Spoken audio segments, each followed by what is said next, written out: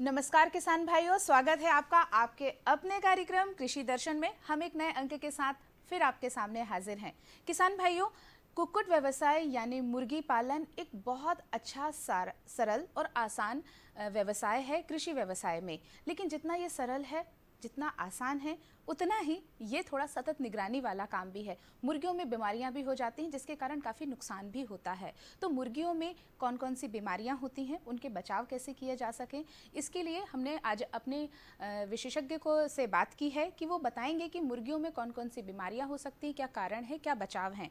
हमारे साथ विशेषज्ञ हैं डॉक्टर दीपक गुजराल, प्रधान पशु रोग विशेषज्ञ, कृषि महाविद्यालय गंज बासोदा से। तो आइए करते हैं उनसे जानकारी की बात। किसान भाइयों, आज हम चर्चा करेंगे मुर्गियों में होने वाली प्रमुख बीमारियों, उनके कारण, बचाव और रोकथाम की। जैसा कि हम सब जानते हैं कि हमारा देश एक कृषि प्रधान देश है और कृषि में पशुपालन का भी अपना एक विशेष महत्व है।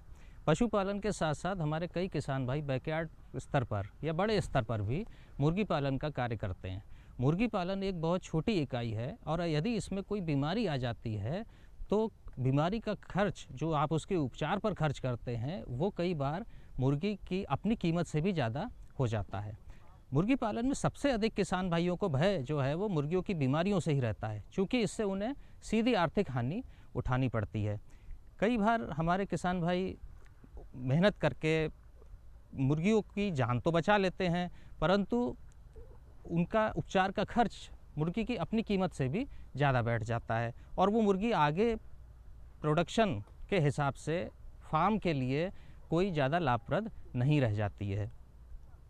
तो इस बारे में सबसे पहले हम ये विचार करेंगे कि ये मुर्गियों में बीमारी फैलने के एक से दूसरी मुर्गियों में कौन कौन से साधन हैं जिससे हम उस पर थोड़ी रोकथाम कर सकें। जो बीमारी के कीटाणु हैं, चाहे वो बैक्टीरिया, वायरस, फंगस, प्रोटोजोआ या जो भी संक्रामक बीमारियां हैं मुर्गियों की, उनके कीटाणु बीमार मुर्गियों की बीट से या मुंह की लार या खून चूसने वाले जीवों से या जख्मों के द्वारा बाहर आते हैं और ये जो फार्म पर अन्य स्वस्थ मुर्गियां हैं उनमें कई माध्यमों से फैलते हैं। जैसे सांस के द्वारा, अब चूँकि मुर्गियां साथ साथ रहती हैं तो सांस के द्वारा फैलते हैं। कुछ बीमारी के कीटाणु जो होते हैं वो बिछावन के द्वारा फैलते हैं, चूँकि वो मुर्गियां बिछावन पर हमेशा चुगती रहती हैं, है ना। कई साथ साथ जो कभी फार्म पर हमारे बाहरी व्यक्तियों का प्रवेश अगर है तो उससे भी फैल सकते हैं।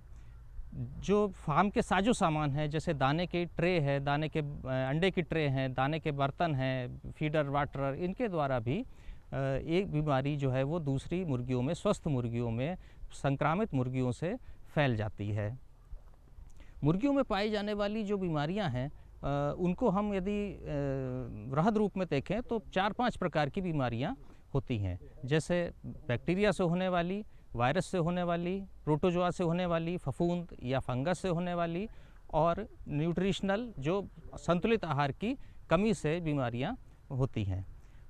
और इसमें जो सबसे महत्वपूर्ण बीमारियां मुर्गियों की जिनका हम जिक्र करना चाहेंगे वो विषाणु से होने वाली कुछ 2-3 बीमारियां हैं। जैसे सर्वप्रथम मैं आपको बताना चाहूँगा रानीखेत बीमारी के बारे में। रानीखेत एक ऐसी बीमारी है जो यदि फार्म पर हो तो 100% तक मोर्टेलिटी या मृत्यु दर हो सकती है। ये रानीखेत की बीमारी स्वस्थ मुर्गियों में साथ साथ रहने से दाने और पानी के माध्यम से फैलती है। रानीखेत बीमारी मुख्यतः 3 प्रकार की होती है, लेंटोजेनिक, वेलोजेनिक और मेसोजेनिक, यानी कि अति तीव्र प्रकार की तथा लंबे समय तक चलने वाली यानी क्रोनिक बीमारी। जो अति तीव्र प्रकार की बीमारी है उसमें मुर्गियां बिना कोई लक्षण दिखाए एकदम अचानक मर जाती हैं। जो तीव्र बीमारी है, जिसे हम acute form of Ranikhet disease कहते हैं, वो बहुधा मुर्गियों में ज़्यादा देखने को मिलती है। इसमें मुर्गियां खाना छोड़ देती हैं, उन्हें तेज़ ज्वर रहता है, कलगी का नीला हो जाना देखा जाता है, सांस में घरघराहट, सांस तेज़ी से चलने लगती है, सांस लेने में परेशानी होती है, लेबर्ड ब्रीदिंग करती हैं। और मुर्गियों को अंडा प्रोडक्शन पर अगर मुर्गियां हैं तो उनका अंडा प्रोडक्शन, अंडे का उत्पादन एकदम कम हो जाता है, अंडे का छिलका काफ़ी पतला हो जाता है। कभी कभी मुर्गियों में नर्वस सिम्टम्स भी, लकवा टाइप के सिम्टम्स भी देखने को मिलते हैं। जो क्रोनिक बीमारी है यानी लंबे समय तक चलने वाली बीमारी है, उसमें मुख्यतः चक्कर काटना, गोल घूमना और गिर जाना, है ना, और एक तरफ पड़े रहना फार्म में, ये मुख्यतः सिम्टम देखने को मिलते हैं। हालांकि क्रोनिक बीमारी में मुर्गी 2 से 3 सप्ताह तक जिंदा रहती है, परंतु उसके बचने की उम्मीद समय बीतने के साथ साथ कम होती जाती है। जो एक्यूट फॉर्म है, तीव्र प्रकार की बीमारी है, वो उसमें मुर्गी की 3 से 4 दिनों में मृत्यु बहुधा हो जाती है। रानीखेत बीमारी अगर एक बार फार्म पर आ जाए तो उसका बचाव का एकमात्र उपाय सिर्फ टीकाकरण ही है। मतलब फार्म पर आने से पहले ही हमें उस बीमारी से मुर्गियों का टीकाकरण कराना अत्यंत आवश्यक है। यदि फार्म पर आ गई तो हम उसको फिर ज़्यादा कुछ उपचार से उसको नहीं रोक पाएंगे। टीकाकरण के लिए उसका टीकाकरण द्वारा हम मुर्गियों में ये बीमारी पूरी तरह से रोक सकते हैं। पहला टीका जो F1 स्ट्रेन होता है वो प्रथम सप्ताह के अंदर मुर्गियों को दिया जाता है और ये एक एक बूंद इस टीके की डोज तैयार करके एक एक बूंद नाक और कान में प्रथम सप्ताह तक देना चाहिए। दूसरा स्ट्रेन जो R2B वैक्सीन है वो 6 सप्ताह के आसपास मुर्गियों में देनी चाहिए और ये 2 से 3 वर्ष तक लगभग मुर्गियों को उससे बचा सकती है। जो अगर हमारे पास ब्रॉयलर हैं, मांस उत्पादन वाली मुर्गियां हैं, तो चूँकि उसको हमें 6 से 7 सप्ताह में ही हम उसका मार्केटिंग कर देते हैं, तो उसमें हमें सिर्फ पहला टीके की ही आवश्यकता होती है। रानीखेत बीमारी के बाद जो दूसरी मुख्य बीमारी मुर्गियों में देखने को मिलती है वो है चेचक की बीमारी। चेचक की बीमारी भी ज़्यादा तो देखने में वयस्क मुर्गियों में मिलती है, लेकिन हानि जो होती है वो छोटे चूज़ों में ज़्यादा होती है। इस बीमारी की भी 3 अवस्थाएं या 3 तरह की हम इसको कह सकते हैं चेचक बीमारी होती है। गले की चेचक, एक होती है त्वचा की चेचक और आँखों की चेचक।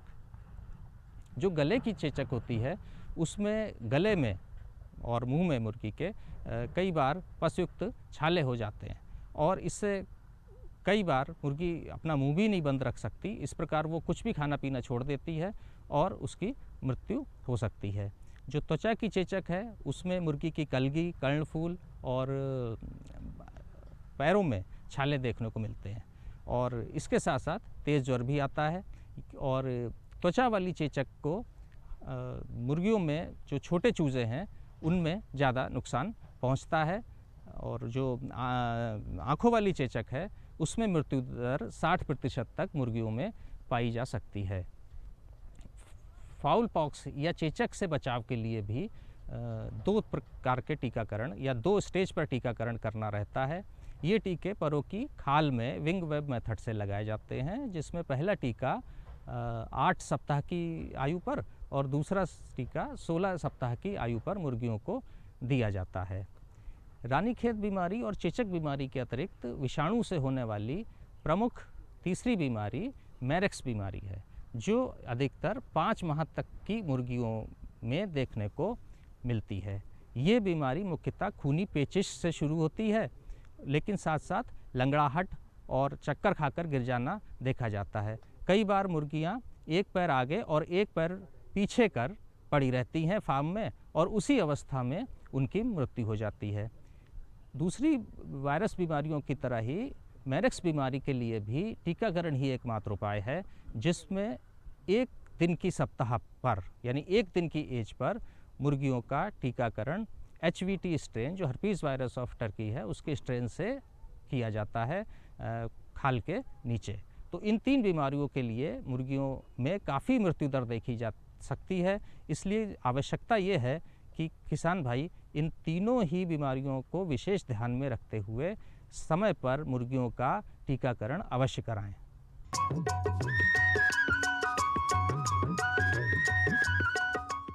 अरे सुन तो। मुझे क्या सुनाना चाहते हो? जो सुनाओ मेरी सौतन को। किसको? अरे वही तुम्हारा मोबाइल फोन जिससे सुबह शाम दिन रात चिपके रहते थे और कहते थे किसान कॉल सेंटर से बातें हो रही हैं। अच्छा ये बात है। हाँ, क्यों? क्या हुआ? अब बात नहीं होती क्या? अब तो झट से बात हो जाती है। संबंधी समस्याओं का अपनी भाषा में तुरंत हल पाने के लिए पूरे भारत में किसी भी फोन से हेल्पलाइन नंबर पर संपर्क करें। किसानों का दोस्त किसान कॉल सेंटर।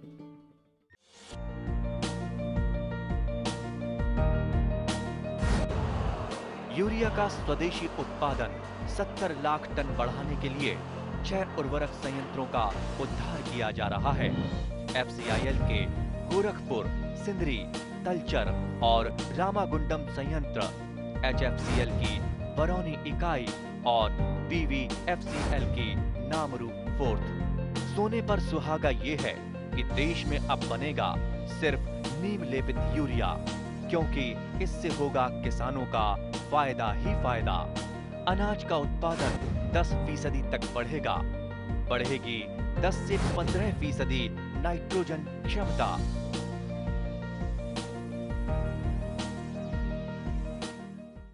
हमारी जो रबी की प्रमुख फसलें हैं गेहूं, चना, मसूर, सरसों, अगर इनमें सही प्रबंधन हो जाए तत्वों का तो ये अच्छा उत्पादन दे सकते हैं। इसी विषय पर आज हमारा ये कृषि दर्शन का अंक आधारित है और इसके लिए हमारे साथ उपस्थित हैं बात करने के लिए डॉक्टर PK जग्गा, वरिष्ठ कृषि वैज्ञानिक हैं। तो आइए जानते हैं कि रबी की फसलों में पोषक तत्व प्रबंधन किस तरह किया जाए।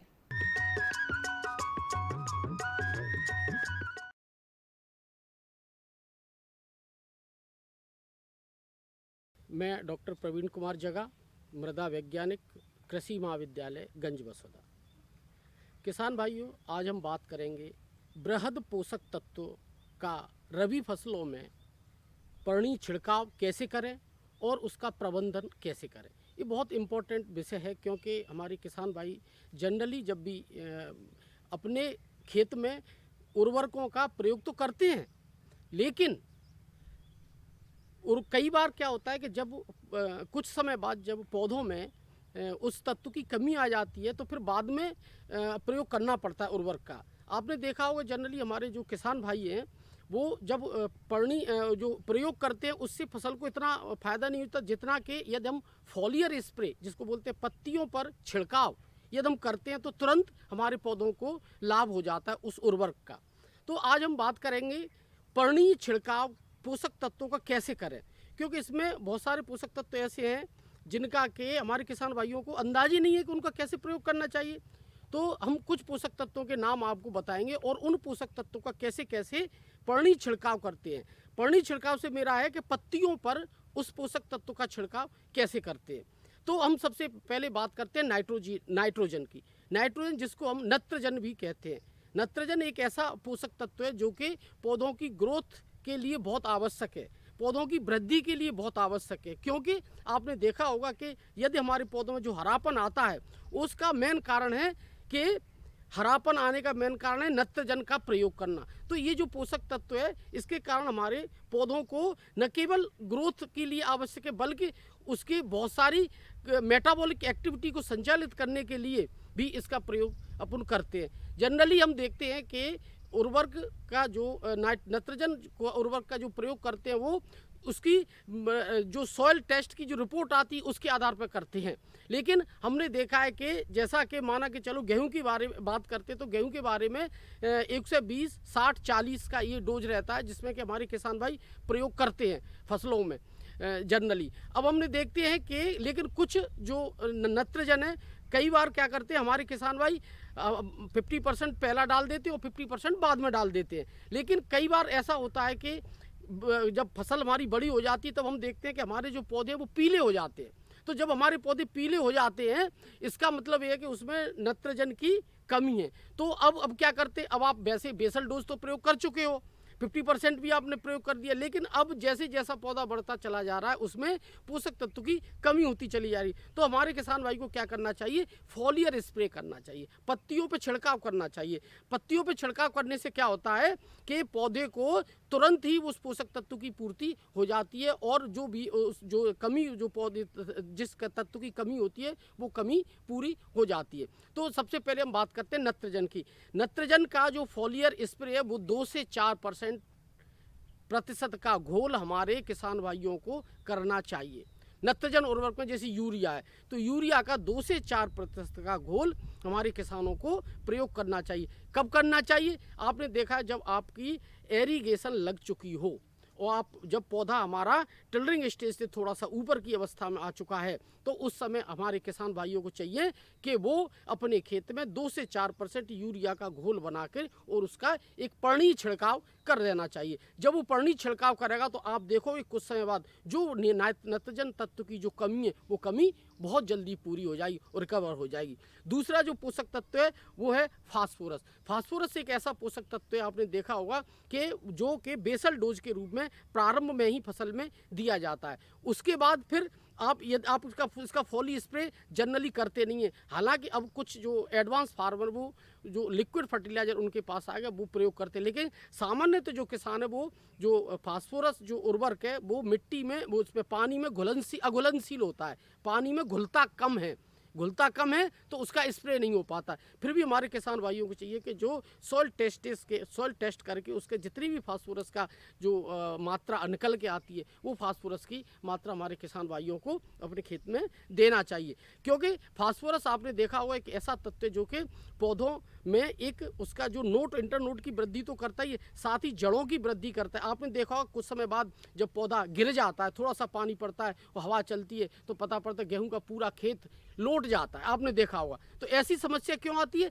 ऐसी समस्या इसलिए आती है कि हमारी मिट्टी में फास्फोरस की कमी है। इसके कारण जो फास्फोरस है वो रूट उसको पकड़ नहीं पाती है मिट्टी को, और फलस्वरूप जो पौधा है वो गिर जाता है। तो इस प्रकार के हमारे किसान भाइयों को चाहिए कि फास्फोरस का कि बेसल डोज के रूप में उसको उपयोग करना चाहिए। पर्णी छिड़काव इसकी हम स्तुति नहीं करते क्योंकि पर्णी छिड़काव अभी इसका सक्सेसफुल नहीं है, लेकिन फिर भी हमारे किसान भाइयों को यदि लिक्विड फर्टिलाइजर मिलता है तो उसका वो पर्णी छिड़काव कर सकता है।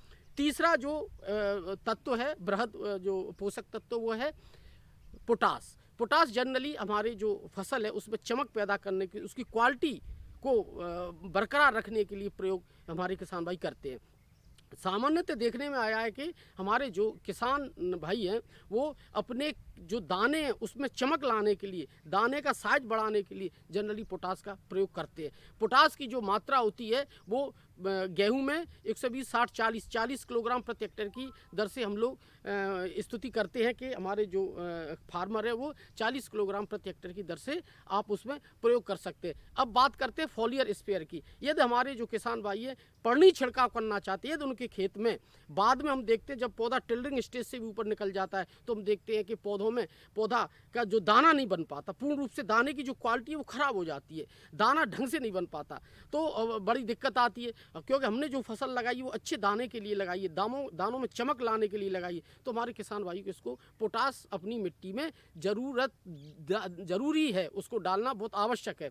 तो जब वो आवश्यक है तो हमारे किसान भाइयों को इसका पर्णी छिड़काव भी करना चाहिए, क्योंकि पर्णी छिड़काव करने से पोटास की जो मात्रा की जो कमी आती है, पोषक तत्व की जो कमी आती है पोटास की, या दानों में चमक कम आती है, तो हमारे किसान भाई उसका फॉली स्प्रे कर सकते हैं। तो तुरंत कम से कम 10 से 14 दिन के बीच में वो उसकी जो क्वालिटी है वो ठीक हो सकती है। तो इसके लिए क्या करना चाहिए? इसके लिए हमारे किसानों को पर्णी छिड़काव करना चाहिए। तो पोटास का पर्णी छिड़काव के लिए 2 से 4% या 3% के लगभग का घोल बना के हमारे किसान भाइयों को 4% का घोल बना के अपने पूरे खेत पर उसका छिड़काव करना चाहिए। इस प्रकार से किसान भाइयों आप देखेंगे कि हमारे जो बृहद पोषक तत्व जिसमें नाइट्रोजन है, फास्फोरस, पोटास है, यदि आपने बेसल डोज के रूप में नहीं दिया हुआ है तो हमारे जो बताए हुए सॉल्यूशंस के आधार पर, हमारे बताए हुए जो कहना चाहिए हमारी जो रिकमेंडेशंस है उसके हिसाब से यदि हमारे किसान भाई नाइट्रोजन, फास्फोरस और पोटास का फॉलियर स्प्रे करते हैं तो जो कमी, मान के चलो जो कमी पहले हो चुकी है उस कमी को ठीक किया जा सकता है, ठीक और अपने जो फसल की है उसकी वृद्धि की जा सकती है, फसल से अच्छी मात्रा में बीज और उपज प्राप्त की जा सकती है। इन्हीं सब बातों के साथ धन्यवाद। किसान भाइयों, अब कार्यक्रम में समय है कृषि समाचारों का, तो आइए देखते हैं खबरें खेती की।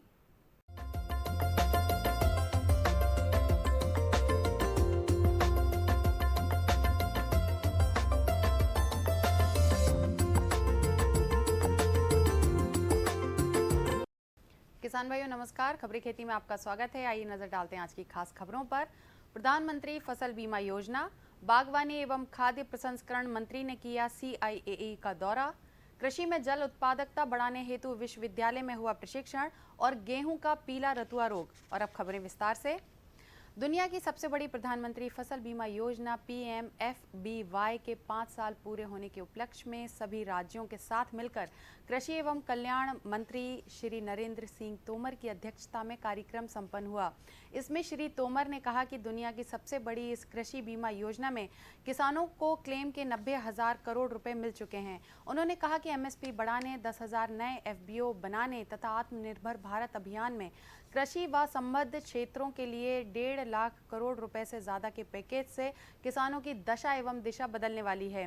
श्री तोमर ने कहा कि सरकार द्वारा अच्छी नीतियां बनाने, सब्सिडी देने और आधुनिक प्रौद्योगिकी के उपयोग के बावजूद किसानों को प्राकृतिक स्थितियों पर निर्भर रहना पड़ता है।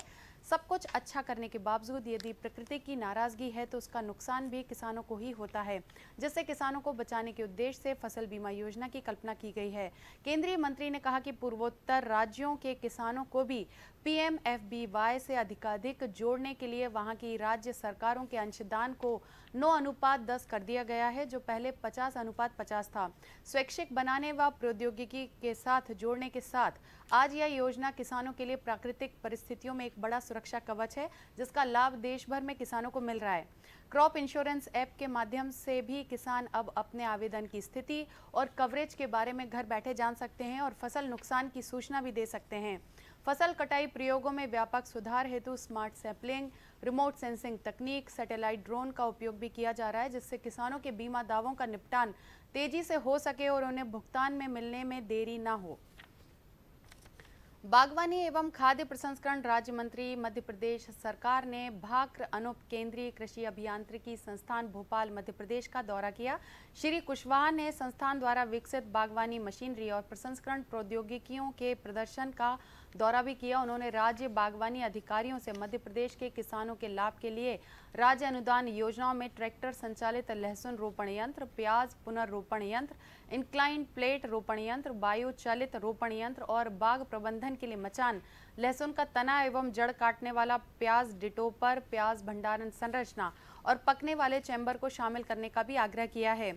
डॉक्टर CR मेहता, निदेशक भाक्र अनुप CIAE भोपाल मध्य प्रदेश ने बागवानी और प्रसंस्करण से संबंधित मशीनरी और प्रौद्योगिकी पर संस्थान और SICRP की समग्र गतिविधियों के बारे में श्री कुशवाहा को अवगत कराया।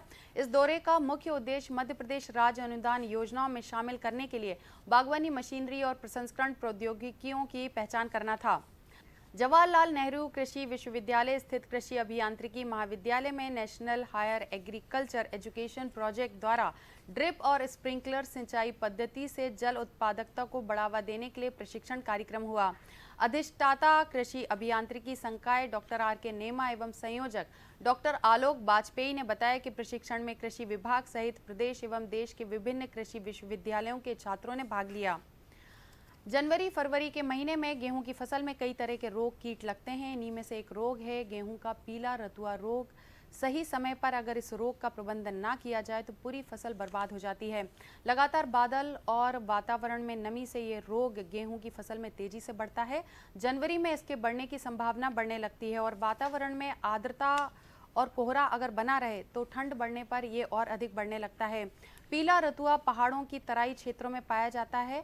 बीमारी से पहले फसल में पहले पीले पीले धब्बे आते हैं जो बाद में पूरी पत्तियों पर फैल जाते हैं। उसको छूने पर पीले हल्दी जैसा पाउडर हाथ में लग जाता है। अगर आप खेत में घुसते हैं और पूरे कपड़ों में पीला पाउडर लग जाता है तो पत्तियों की ऊपरी सतह पर पीले रंग की धारी दिखाई देती है जो धीरे धीरे पूरी पत्तियों को पीला कर देती है। जमीन पर भी ये पाउडर फैला हुआ देखा जा सकता है। इस समय किसान को लगातार खेत का निरीक्षण करते रहना चाहिए और जहां खेत की मेड़ों में पेड़ लगे होते हैं छायादार क्षेत्र में पहले ये फैलना शुरू होता है। पहली अवस्था में यह रोग खेत में 10 से 15 पौधों पर एवं गोल दायरे में शुरू होकर बाद में पूरे खेत में फैल जाता है। तापमान बढ़ने पर पीली धारियां पत्तियों की निचली सतह पर काले रंग में बदल जाती हैं, लेकिन पत्तों का पीला होना ही पीला रतुआ नहीं है। पीला रंग होने के कारण फसल में पोषक तत्वों की कमी भी हो सकती है। जमीन में नमक की मात्रा अधिक होना व पानी का ठहराव भी हो सकता है। तो किसान भाइयों, खबरें खेती में फिलहाल इतना ही और मुझे दीजिए आज्ञा। नमस्कार।